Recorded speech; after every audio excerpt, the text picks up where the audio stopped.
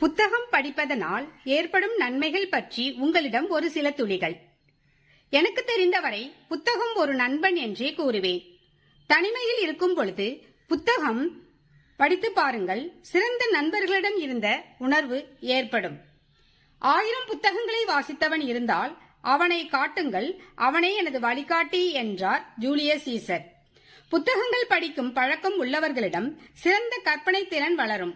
அது மட்டுமல்ல, எழுத்துப்பிழை இருப்பின் அதுவும் குறையும். புத்தகம் நம் மனதில் புத்துணர்ச்சியை ஏற்படுத்துகிறது. புத்தகத்தை படித்தால் தோல்வி மனோபாவத்தை கைவிட்டு வெற்றியை நோக்கி செல்லலாம்.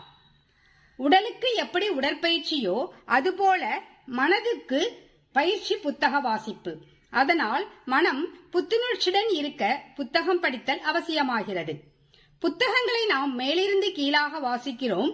புத்தகங்கள் நம் வளர்ச்சியை கீழிருந்து மேலே கொண்டு செல்கின்றன. ஆக நம் வளர்ச்சிக்கும் புத்தகம் படித்தல் அவசியமாகிறது.